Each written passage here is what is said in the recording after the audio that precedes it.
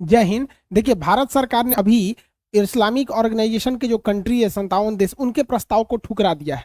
और वो लोग जो कश्मीर को लेके जो प्रस्ताव दिए थे उसके बारे में समझते हैं और क्यों ठुकरा दिया गया और इन लोग की चाल क्या है, समझिए। देखिए, हम लोग ने जब 2019 में 370 को हटाया था तो कश्मीर में वायलेंस भड़क न जाए, वहां के लोकल नेता बवाल न मचा दे, इसलिए वहां बहुत सारे रिस्ट्रिक्शंस लगा दिए गए। वहां कर्फ्यू लगा दिया गया, इंटरनेट सर्विसेज को काट दिया गया, बहुत सारा, क्योंकि देश के लिए जरूरी था। हमको ये समझना जरूरी है कि हमारे देश की जनता जरूरी है, लेकिन जब देश की बात आती है तो जनता से ऊपर देश हो जाता है। लेकिन सरकार ने सदन में खड़ा होकर कहा था कि जिस समय वहां की मिलिटेंसी कंट्रोल हो जाएगी, धीरे धीरे वहां कश्मीर को एक पूर्ण राज्य की दर्जा दे दिया जाएगा। यूनियन टेरिटरी में जनता के पास सरकार तक आवाज पहुंचाने के लिए उतना ज्यादा रास्ते नहीं रहते हैं जितने की मतलब एक असेंबली वाले स्टेट में रहते हैं जिनका पूर्ण राज्य का दर्जा होता है। तो सरकार इसको देख रही थी और पिछले 1-1.5 साल से आप देखेंगे जम्मू कश्मीर में पत्थर वाली बात या फिर मिलिटेंसी काफी कंट्रोल हो गई थी। इसको देखते हुए हालांकि वहां काफी स्ट्रिक्ट रूल्स लगाए गए थे, वहां इंटरनेट बैन था, 100 मतलब लगभग 100 दिन से ज्यादा वहां पे इंटरनेट को बैन किया गया था। तो ये देश के लिए जरूरी थी। भाई देखो, हमारे लिए, हम समझते हैं कि आप लोग को तकलीफ हुई है, लेकिन देश के लिए थोड़ा जरूरी था। 100 दिन इंटरनेट के लिए अब भरपाई हो जाएगा, भाई फिर से इंटरनेट आ जाएगी। लेकिन बात समझिए, पूरी गेम प्लान समझिए। जैसे ही सरकार ने कश्मीर के नेताओं को मीटिंग के लिए बुलाया, भले ही इस कोरोना के दौर में मोदी जी या कोई भी बड़े नेता लोग मास्क नहीं पहने थे, ये इन लोग की गलती थी। देश में अभी भी कोरोना इतना कंट्रोल नहीं हुआ है कि ये बड़े लीडर है। महाराज, आप लोग को देख देख के देश सीखता है। देख रहे हैं महबूबा मुफ्ती, महिलाएं इस मामले में ठीक रहती हैं, सब फोटो वोटो खिंचवाने में। अब यहाँ इन लोग को मास्क पहनना चाहिए। लेकिन टॉपिक पे आते हैं, समझिए। तो जब ये बात चल रही थी कि कश्मीर को अब पूर्ण स्टेट दे दिया जाए, तो सारे लोग लगभग लगभग सहमत हो गए थे। अब सरकार भी चाहती है कि जो कश्मीर के लोग हैं, जो आतंकवाद के रास्ते को छोड़कर भारत के लोकतंत्र में विश्वास किया, भारत के साथ जुड़े रहे, उन लोगों की भलाई के लिए वहां पे पूर्ण स्टेट दिया जाए। देखिए, 10-20% वहां पे मिलिटेंट्स की वजह से सारे लोगों को तकलीफ झेलनी पड़ रही थी, जो सही नहीं था। तो गवर्नमेंट ने एक अच्छा स्टेप लिया कि वहां कहा कि अब असेंबली बनेगी, वहां के लोगों की जरूरतों को ये लोग ठीक करेंगे। अब कश्मीर का मामला कश्मीर में सुलझ जाए, जैसे बिहार में कुछ होता है तो पटना में वहां विधानसभा है, वो लोग देखते हैं। अब बिहार की समस्या को आप ले जाएंगे दिल्ली में, तो पता चला 2020 में समस्या आएगा तो 30 में सुलझेगा। वैसे भी वहां बहुत लेट से सुधरता है कोई भी चीज। तो लेकिन असेंबली बहुत ज्यादा जरूरी है।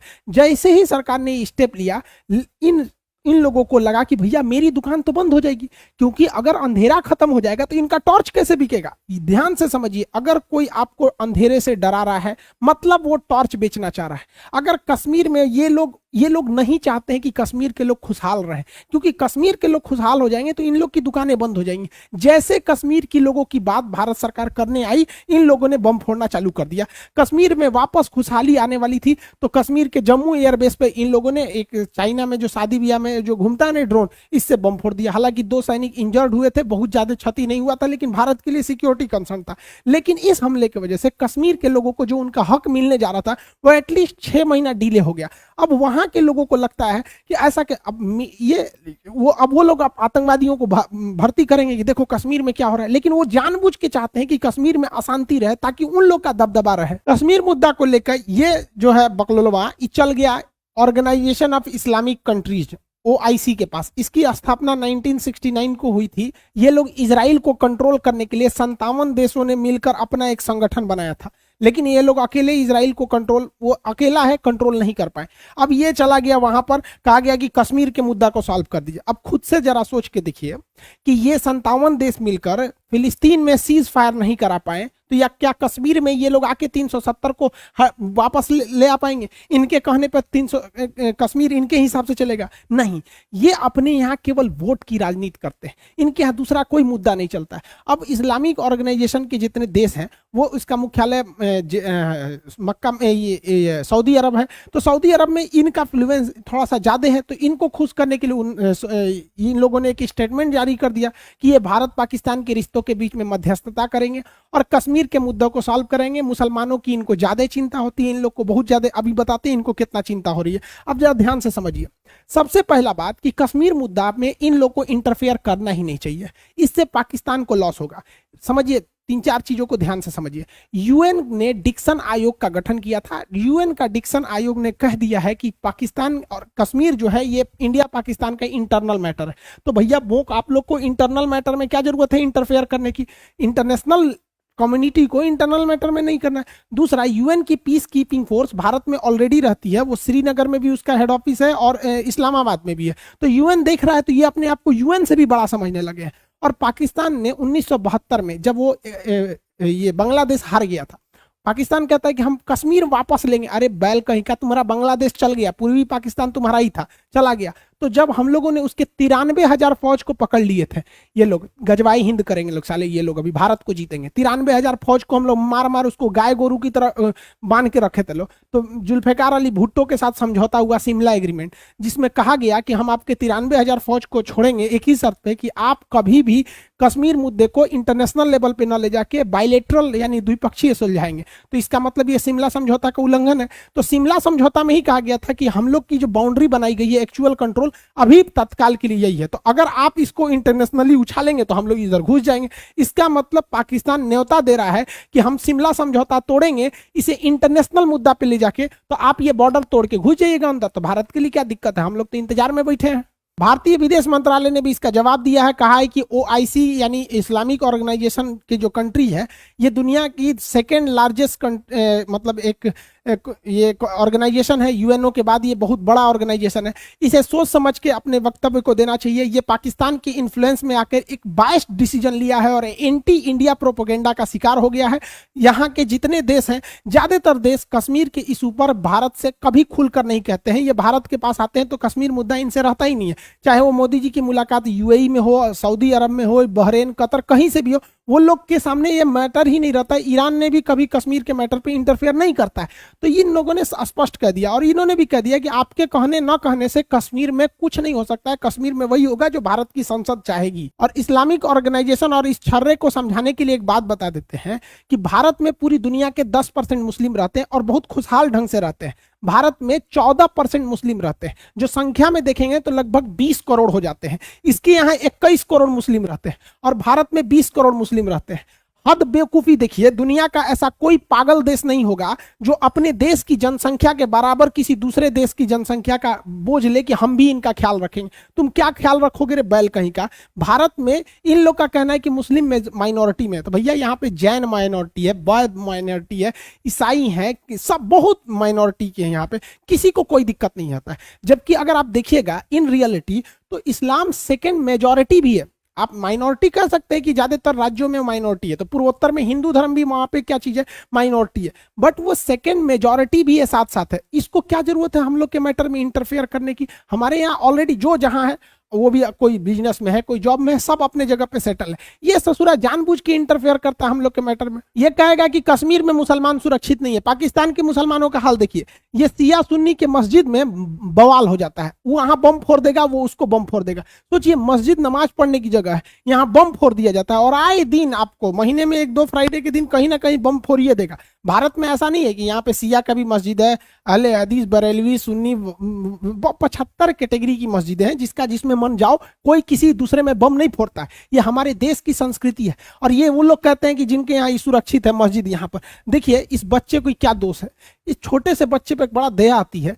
ये बेचारा गया होगा मस्जिद में नमाज पढ़ने के लिए, आराम से खुशी खुशी। इस बेचारे की बस यही गलती है कि ये पाकिस्तान में जन्म ले लिया, जहां मुसलमान लोग की ये हाल है कि मस्जिद में छोटे छोटे बच्चों का बम फोड़ दिया जा रहा है। ये भाई साहब मस्जिद में कपड़े में खून से लदा हुआ जो कपड़ा है लेके अपने रिश्तेदार को खोज रहे हैं कि भाई नमाज पढ़ने आए थे यहाँ पर, और ये लोग भारत में बताएंगे कि मुस्लिम सुरक्षित है या नहीं है। ये अपने इनके देश में देखिएगा तो हजारा मुस्लिम होते हैं जिनको ये कहते हैं कि इनकी आंखें छोटी छोटी होती है, चाइनीज की तरह दिखते हैं, ये मुसलमान नहीं। अरे यार, किसी का नाक नक्शा अगर क्लाइमेट की वजह से कुछ है नहीं, मान के चलिए आपसे अलग दिखता है, तो आपको ये अधिकार किसने दे दिया कि आप फटाक से कहते हैं फलाना मुस्लिम है, फलाना नहीं है। हजारा मुसलमानों को ये लोग लाइन से खड़ा करके गोली मार देते हैं, जेनोसाइड जहां तहां होता है। और उस पर ये इस्लामिक ऑर्गेनाइजेशन जो है, ये 57 देश एकदम चुप रहते हैं। पाकिस्तान में अहमदिया मुसलमानों को घर में खींच के मार दिया जाता है, बलोचों को हेलीकॉप्टर से गोली चला के मार दिया जाता है, वहां इन लोग को मध्यस्थता करना नहीं दिखता है। और भारत में सब लोग शांति से जी रहे हैं भाई। यहाँ गंगा जमुनी तहजीब से हर इंसान मिलते जुलता रहता है। हाँ, जहां लोग रहते हैं कुछ आपसी छोटे मोटे विवाद भी होते हैं, तो आपस में जहां रहता है वहां लोग होता ही, तो हम लोग अपने में सॉल्व कर भी लेते हैं यहाँ पे। लेकिन ये लोग एंट्री करेंगे यहाँ पर, इनको लगता है, बताइए, ये इस्लामिक ऑर्गेनाइजेशन ये एक धार्मिक देश है। खुद जरा मेंटेलिटी देखिए, ये धार्मिक संगठन उस देश पर उंगली उठा रहा है जो देश सेकुलर है। हमारे देश में कोई जैन, बौद्ध, ईसाई, इस सब से कोई दिक्कत नहीं होता है। एक इंटरनेशनल सर्वे में बताया गया था, मेनली भारत में तो सबसे बड़ी मेजॉरिटी हिंदू है, सेकेंड मेजॉरिटी मुस्लिम है। तो इसमें क्या हुआ था, एक सर्वे में बताया गया था कि 91% हिंदू लोग का ये बिलीव है कि कोई भी दिक्कत नहीं है हिंदू मुस्लिम का यहाँ पर, और 89% मुसलमानों का भी कहना है कि कोई भी दिक्कत नहीं है यहाँ पर। जो रियलिटी है यहाँ पे कोई दिक्कत नहीं है, दो चार तो नेतागिरी के चक्कर में इधर उधर हो जाता है, यहाँ पे कोई यहाँ भारत में दिक्कत नहीं है। लेकिन भारत में भी कुछ लोग का कहना है दिक्कत है। तो भैया भारत जैसे देश में अगर किसी को खराब लग रहा है, हम किसी का नाम नहीं लेते हैं, लेकिन हम कहते हैं कि अगर भारत में किसी को खराब लग रहा है तो उसके लिए दुनिया में कोई जगह ही नहीं बचा। क्योंकि अगर भारत में नहीं बच सके तो भैया तुम तब अंटार्कटिका में जाके ट्राई करो, वहां पर कहीं अच्छा लगे, वहां पर कोई नहीं रहता है। यहाँ पे भारत में लोगों को तकलीफ रही है, वसुधैव कुटुंबकम, हम लोग दुनिया को मतलब शत्रु को भी हम लोग इज्जत के नजर से देखते हैं। राक्षसों के गुरु थे शुक्राचार्य, तो उनको भी हम लोगों ने आचार्य की उपाधि दिया था। चाइना के सिंजियांग प्रांत में वीगर मुसलमानों को जानवर से भी नीचे रखा जाता है। वहां की मुस्लिम महिलाएं अगर घुटना से नीचे कपड़ा पहन लेती हैं तो सड़क पर उनके कपड़े को उनके बच्चों के सामने नंगा करके काट देता है। यहाँ पर मौलवी लोग अगर दाढ़ी रख लेते हैं तो उन्हें डांस करके नाचना पड़ता है ऐसे ऐसे, नहीं तो क्लीन शेव में ऐसे दाढ़ी में रखिए, ऐसे आपको रखना है। तो वहां आपको कुरान का एक फिक्स हिस्सा ही पढ़ने दिया जाता है, 30 पारा नहीं पढ़ने दिया जाता। लेकिन आपको गारंटी कहते हैं ये इस्लामिक ऑर्गेनाइजेशन की जो कंट्री है ये कभी भी इनके खिलाफ आवाज नहीं उठा सकते, क्योंकि इनकी भी एक मजबूरी है। देखिए जिस तरह से हिटलर ने 1938 में यहूदियों को कटवा दिया पूरी तरह से, सेम उसी तरह से उसी फॉर्मूला पर उसी तरह से डिटेंशन कैंप बनाया है, उसी तरह से यातनाएं देता है शी जिनपिंग। फर्क यह है कि शी जिनपिंग के सिंजियांग प्रांत में मुसलमानों को कचर देता है, वीगर मुसलमानों को, और हिटलर जो है वो जर्मनी में यहूदियों को ऐसे डिटेंशन कैंप में मार देता था। यहाँ पर वो 1938 में चालू किया था, ये 2018 से ये कैंप चालू किया। पूरी दुनिया को पता, ये कहता है कि हम इन्हें सुधार रहे हैं, सुधारता नहीं है। ऑनलाइन बेचे खरीदे जाते हैं यहाँ के लड़कियां लोग को, लड़कों को कोई ले जा सकता है यहाँ पर, ये हाल करके रख दिया। लेकिन ये लोग आवाज इसलिए नहीं उठाते हैं कि इस्लामिक ऑर्गेनाइजेशन देशों को पता है कि अमेरिका, ब्रिटेन, फ्रांस एक ही साइड में रहेगा। वो लोग इंटेलेक्चुअल सोचते हैं, रूस इन लोग के साथ आएगा नहीं, तो इनका अपना यूएनओ में कोई पकड़ नहीं है, दुनिया में इनका कोई बहुत बड़ा न टेक्नोलॉजी में है ना एजुकेशन में, कहीं पे इनका कोई रोल नहीं है। तो चाइना ही इन्हें यूएनओ में बचाता है। तो ये चाइना के एकदम जी है जी, हाँ हाँ शी जिनपिंग साहब, शी जिनपिंग साहब, ये कचर के थूरते रहता है, इनकी इज्जत लूट लिया, इन लोग को थूर थार दिया। लेकिन ये लोग उसके खिलाफ नहीं बोलते हैं। जांच किसके खिलाफ करेंगे? भारत के खिलाफ, जहां किसी को इस तरह का कोई तकलीफ नहीं होता है। इन लोगों को कश्मीर की समस्या दिख गई और कश्मीर में यह दिख गया कि 1 साल से इंटरनेट नहीं है। लेकिन इन लोगों को यह नहीं दिखा कि 1990 से कश्मीरी पंडितों को जो भगा दिया गया था, उनके घर से भगाया गया, उन्हीं के देश में, वो अपने देश में शरणार्थी बन के रह गए, इन लोगों को वो नहीं दिखा। देखिए व्यक्तिगत रूप से हमें इस बात का भी तकलीफ है कि इनके पास नेट नहीं है, लेकिन इस बात के लिए भी दुख है कि इनको अपना घर छोड़ के भागना पड़ा। दुख इस बात का भी है कि ना हम इनके लिए कुछ कर सकते हैं, ना इनके लिए कुछ कर सकते हैं, ना इन्हें अपना अभी तक हक मिला है। लेकिन कहना यह है कि आप एक ही राज्य में अगर आप देखते हैं तो दो नजरिए से क्यों देखते हैं? इनके साथ समस्याएं आई हैं, जो कर्फ्यू वगैरह लगा दिया जाता है, जैसे हम लोग लॉकडाउन में समस्या आई थी, इन लोग के लिए भी वो था। तो दोनों की समस्याएं दूर हो जाएंगी। आप लोग इंटरफेयर नहीं कीजिए, कोई फर्क नहीं पड़ेगा। आप चिल्लाने को चिल्ला सकते हैं, आपको कौन रोका है? देखिए ओआईसी के जो 57 कंट्री है, इनकी बहादुरी को भी देख लेते हैं कि कहां कहां इन लोगों ने मुसलमानों का साथ दिया। और ये जो पाकिस्तान मुसलमानों का मसीहा दिखता है, कहां कहां इन लोगों ने साथ दिया। इनके साथ देने के बदौलत वीगर मुसलमानों को जानवर की तरह खसीट के ले जाया जाता है। एक महिला को एक मर्द पुरुष खींच के ले जा रहा है और पूरे सरेआम। ये इन लोग का इतना अच्छा सहयोग है कि ये इन्होंने इन लोग के लिए कुछ नहीं किया। ये कहते हैं कि हम इनका साथ देंगे। पूरी दुनिया ने देखा कि बेचारे रोहिंग्या मुसलमानों को जानवर की तरह जिंदगी जीनी पड़े। म्यांमार में दौड़ा दौड़ा के मार दिया गया उन लोग को। इस तरह से जहां तहां झोपड़ी पलानी रह के वो किस देश में, भारत में भी शरण लिए हैं, बांग्लादेश में लिए हैं। इनके लिए इन लोगों ने कुछ किया? कुछ नहीं किया। लेकिन भोंपू लेके चिल्लाने में सबसे आगे यही लोग रहेंगे। इन लोगों को कह देंगे तो बहुत ज्यादा चिल्लाते हैं। सीरिया का क्या हाल हो गया बताइए? ये मासूम बच्चे, 2 महीना 3 महीने के बच्चे, इनके ऊपर बम गिर रहा है। देखिए ये हम लोग बचपन में पेड़ पे ऐसे बैठ के झूला खेलते थे, ये टैंक पे बैठ के झूला खेल रहा है बेचारा। ये बच्चे का भविष्य है। और ये लोग कहते हैं कि हम लोग साथ देंगे। भैया आप लोग साथ मत दीजिए, आप लोग का साथ देना बहुत घातक हो जाता है। एक और इनका साथ देखिए, फिलिस्तीन पर जब इजराइल बम मारता है तो सारे लोग आ जाते हैं। इधर से अर्दोगान कहेगा, इधर से पाकिस्तान कहेगा इजराइल को मार देंगे, बम मार देंगे, मिसाइल मार देंगे, परमाणु बम मार देंगे, भाला मार देंगे, तोप मार देंगे, कुछ भी। जब सीज फायर हो जाएगा, सीज फायर हो गया, चलो चलो अपने घर चलो, फिर पिटाएगा फिलिस्तीन तो फिर आ जाएगा यहाँ पर। अभी बताओ, जो लोग जो लोग फिलिस्तीन का सपोर्ट कर रहे थे लोग, अभी कहाँ गए लोग? ये सब निकलेंगे, सब बरसाती मेढक की तरह। फिर इजराइल मारेगा बम और फिर मारेगा, क्योंकि 2014 में इजराइल ने कहा था कि हम फिलिस्तीन को 500 साल पीछे ढकेल देंगे, और वो हमेशा मारता है 50-50 साल पीछे ढकेल। जब भी वहां कोई स्कूल कॉलेज फैक्ट्री बनती है, बम मार के उड़ा देता है बिल्डिंग वगैरह। ये लोग फिर उठेंगे। कोई स्टेप लिया इन लोगों ने नहीं, लेकिन भारत ने फिलिस्तीन का साथ दिया था। यूएनओ में फिलिस्तीन के साथ खड़ा रहा था और कहा था कि हम फिलिस्तीन के साथ स्ट्रांगली खड़े हैं। फिलिस्तीन के लोगों को $4 मिलियन का भारत ने पैसे भेजा था। फिलिस्तीन के सोल्जर्स को इंडियन मिलिट्री एकेडमी देहरादून में उनके ऑफिसर्स को, उनके लोगों को ट्रेनिंग दिया गया ताकि वो फिलिस्तीन से इजराइल से वो लोग जाके एटलीस्ट कम से कम एक लीडर लेवल पे तो बातचीत तो कर सके। वहां पर जहां हमारे मिलिट्री के अफसरों को ट्रेनिंग दिया जाता है, वहां फिलिस्तीन के लोगों को भी ट्रेनिंग दिया गया। तो ये हम लोगों ने किया, बल्कि हम लोग इन भोपुओं की तरह चिल्लाए नहीं थे कि नेतन्याहू को ये कर दो। भाई तुम कुछ नहीं कर सकता, बताए ना, तुम लोग कुछ नहीं कर सकते हो, मरवाओगे बस इन लोग को। ये बस चढ़वा देते हैं कि हाँ चढ़ जा चढ़ जा चढ़, उसके चक्कर में पूरा हाल हो जाता। इन लोग को भारत में झांकना है। एक्चुअली इसका चाल क्या है, अगर ये लोग इलेक्शन में कहेंगे कि हम जीडीपी बढ़ाएंगे, पर कैपिटा इनकम बढ़ाएंगे, ह्यूमन डेवलपमेंट इंडेक्स में नाम करेंगे, तो इन लोग को समझे में नहीं आएगा यहाँ की जनता को क्या बोल रहा है।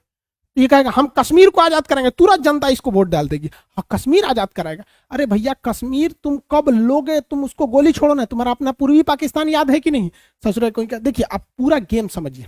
ये क्या कहता है, इसके यहाँ 97% मुस्लिम रहते हैं, यानी अप्रोक्स इसके पास 20 करोड़ मुस्लिम है, और भारत में इंडिया में 14%, मतलब 19 करोड़ अप्रोक्स ये आंकड़ा है। ये कहता है कि भारत के मुसलमान का ये ख्याल रखेगा।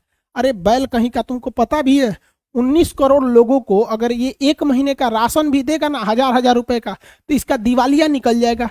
इसके देश का जो टोटल फॉरेन रिजर्व है वो $16 बिलियन है। बेटा तुम्हारे यहाँ $16 बिलियन है, और हमारे यहाँ मुकेश अंबानी का इनकम पता है नेटवर्थ कितना है? $85 बिलियन। तो तुम्हारा जो $16 बिलियन तुम्हारे देश के पास है ना, मुकेश अंबानी की पत्नी ना यहाँ लेके घूमती है अपने। सोचिए, ये ससुर को नहीं को पते नहीं है भारत के लोगों का ये साथ देगा। इसकी खुद की औकात देखिएगा ना, तो देखिए इसका जूता फटा हुआ है, यहाँ दिख रहा है, जूता फाटल है। ससुरा फाटल जूता पहन के फोटो खिंचवा रहा है और भारत के लोग का साथ देगा। भाई तोरा दिन खराब है, तू उधरे रहो। देखिए इन सालों का बस एक ही काम है कि भारतीय मुसलमानों को बदनाम करो, इनका जीना हराम करो। ये इस तरह एकदम आराम से करते जाते हैं। समझिए कैसे। राहुल गांधी अपने जगह पे सही है, लेकिन बस इनका मियां खलीफा 3 से 4 बार तारीफ कर देगी, हम राहुल गांधी के साथ हैं, हम हमेशा इनके लिए साथ रहेंगे, इनको आगे बढ़ते हम देखना चाहते हैं। बस इस स्टेटमेंट की वजह से इनके कैरेक्टर पे सवाल उठने लगेगा, जबकि ये अपने जगह पे सही है, इनको कोई लेना देना नहीं है। वैसे आप एक और एग्जांपल से समझिए, हम पाकिस्तान से हमको कोई मतलब नहीं, लेकिन अगर हाफिज सईद 2 से 3 बार बस मेरा तारीफ कर दिया कि हम खान सर के साथ हैं, खान सर को कुछ नहीं होने देंगे, जब तक जिएंगे खान सर के लिए जिद्दोजहद करेंगे, हमको लोग आतंकवाद की नजर से देखने लगेंगे। ऐसा क्यों होता है समझिए, क्योंकि होता क्या है कि एक अमृत में इतना ताकत कभी नहीं है कि वो नाली के पानी को ठीक कर सके, लेकिन नाली के पानी में इतना ताकत जरूर होता है कि वो पूरे अमृत को बर्बाद कर सकता है। इसीलिए जब गलत इंसान आपका साथ देता है ना, तो वो आपको साथ नहीं दे रहा है, बल्कि वो पोलाइटली बहुत धीरे धीरे आपको बर्बाद कर रहा है।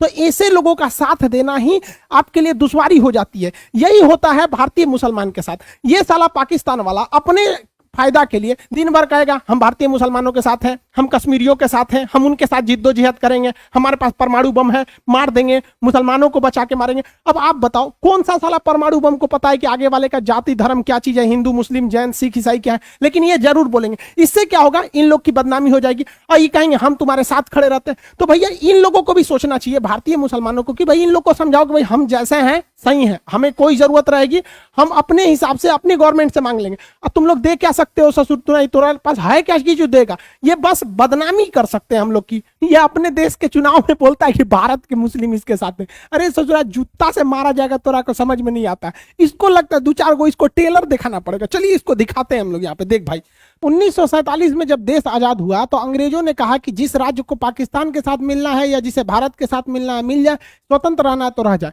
तो कश्मीर कहा कि हम स्वतंत्र रहेंगे, राजा हरि सिंह। तो पाकिस्तानी आतंकवादी वहां घुस गए। तो ये राजा हरि सिंह की गलती थी, वो नेहरू के पास भागे भागे आए कि हमारी मदद कीजिए। तो सरदार वल्लभ भाई पटेल ने कहा कि पहले साइन कीजिए, भारत में मिलेंगे तब मदद करेंगे। तब बोला गया। तब ब्रिगेडियर उस्मानी अपनी फौज लेके पहुंचे थे और ब्रिगेडियर उस्मानी ने 900 पाकिस्तानियों को भारत की पहली लड़ाई जैसे जैसे देश आजाद हुआ ना, सुता दिए उनको कब्र में, वहीं पे बैठा के रख दिया यहाँ पर। और याद की आपको जानकर ताज्जुब होगा कि जहां पर ब्रिगेडियर उस्मानी को भेजा गया, ये अपनी पलटन लेके जब वहां पहुंचे तो आज भी जगह वो हमारे लिए लाइन ऑफ कंट्रोल बन गया है। वहां से एक कदम पाकिस्तानी आगे नहीं बढ़ पाए। वो नेहरू की गलती थी जो इस मुद्दे को लेकर चले गए यूएनओ में। अगर भारत के फौज को दिए रहते ना, तो ये भारत के जो फौज है, इनके दामाद लोग, ये उसी समय पूरा कश्मीर निपटा लिए रहते लोग। यकीन मानिए, अगर उस समय ये मामला यूएन में न गया रहता और भारतीय फौज के पास रहती, तो पाकिस्तान आज कहता इस्लामाबाद मेरा है। अभी कैसे कहता है कश्मीर मेरा है? वो इस्लामाबाद के लिए चिल्लाता, क्योंकि इन लोग के आगे नहीं टिक पाता। एक और देखिए, इस ससुरा कहता है यहाँ पर क्या क्या, बीर अब्दुल हमीद 65 की लड़ाई में ये चट्टा कहीं क्या, ये अमेरिका से पैटर्न टैंक लाया था सब, 7 गो पैटर्न टैंक। और इस टैंक की खासियत थी कि इसे कोई मार के गिरा नहीं सकता है। बीर अब्दुल हमीद के पास ये जीप वाला गन था, इससे मारना मुश्किल था। इन्होंने 7 टैंक को मार के गिरा दिया। अमेरिका में रिसर्च टीम बैठी कि मारा कैसे रे भाई साहब इसको यहाँ पर। और इसको ये बदनाम करता है भारत के मुसलमानों को, कहता है कि हम तुम्हारे साथ है। भाई हम लोग थूर देंगे लोग तुम लोग को इतना बढ़िया से कि इलाज ना मिलेगा कहीं। इसको एक और एग्जाम्पल देखिए, देख भाई फटा जूता वाला, देख यहाँ पर तुमको बताते, ये अब्दुल कलाम साहब। अब्दुल कलाम साहब ने ये जो अग्नि 5 बनाया ना, ये परमानेंट तुम्हारे बवासीर का इलाज है। ये एकदम यहाँ पे फटे मार के फाड़ देगा, पूरा लाहौर उड़ जाएगा। देखिए, भारत की विदेश नीति बिल्कुल स्ट्रांग है, इसको कुछ अता पता है नहीं। इसके यहाँ पे अभी तालिबान वाले ने बम फोड़ दिया, तो जो पाकिस्तान में तालिबान है उसको ये कहता है कि ये गलत आतंकवादी है, और जो अफगानिस्तान में तालिबान है उसको ये कहता है कि वो सही आदमी है। अब तालिबान वाले का क्या मैटर चल रहा है उसको भी समझा देंगे। आई होप आप ये ऑर्गेनाइजेशन ऑफ इस्लामिक कंट्रीज जो था, ओआईसी की मीटिंग वगैरह, उससे कोई तो फर्क नहीं पड़ा। हालांकि वो वहाँ के ज़्यादातर कंट्रीज कश्मीर इशू में इंटरफेयर होना नहीं चाहते हैं। बाकी भाई साहब, तुम भारत के यहाँ देखना छोड़ दो, तुम्हारा अपना परमाणु बम है क्या है अपने पास रखो। आइए जूता सिलवा लो, नहीं दिक्कत है तो फिर अपना पेटीएम नंबर दो, हम भेज देंगे, जूता सिलवा लेना। ठीक है, मिलेंगे नेक्स्ट क्लास में। जय हिंद।